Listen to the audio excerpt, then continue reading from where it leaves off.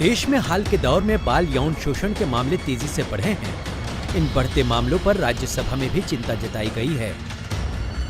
DM के सांसद तिरुचि शिवा ने छात्रों को जागरूक बनाने पर जोर देते हुए कहा कि इसके लिए स्कूलों में नियमित रूप से कार्यशालाओं को आयोजित किया जाना चाहिए।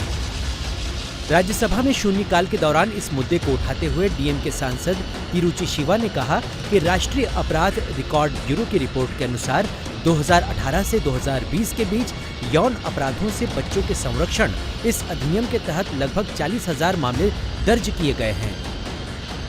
डीएम के सांसद ने कहा कि ये दर्ज किए गए मामले हैं और काफी मामले ऐसे होते हैं जिनको दर्ज ही नहीं किया जाता है।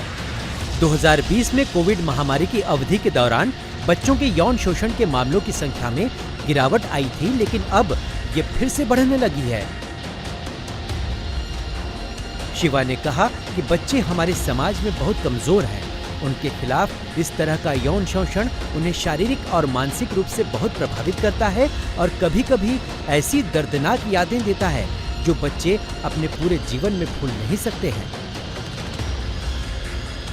एक सर्वेक्षण का हवाला देते हुए डीएम के सांसद ने कहा कि ज्यादातर भारतीय स्कूलों में ऐसी स्थितियों से निपटने के लिए कोई व्यवस्था नहीं है। यदि वे ऐसी कोई कोशिश करते भी हैं तो अधिकांश छात्रों को इस कानून के बारे में बिल्कुल भी जानकारी नहीं है। उन्होंने कहा कि इस तरह ये एक बहुत ही गंभीर मुद्दा है। बच्चों को शोषण से बचाने की व्यवस्था की कमजोरियों को तत्काल बहुत गंभीरता से दूर किया जाना चाहिए। हर स्कूल के लिए यह अनिवार्य बनाने के लिए तत्काल हस्तक्षेप करने की जरूरत है कि छात्रों और शिक्षकों दोनों के लिए नियमित कार्यशालाएं आयोजित की जाएं। उनको इस बारे में जागरूकता होनी चाहिए और सभी छात्रों और अध्यापकों को इसके बारे में जागरूक बनाया जाना चाहिए। अन्य दलों के कई सांसदों ने इस मुद्दे पर डीएम के सांसद तिरुचि शिवा का समर्थन किया।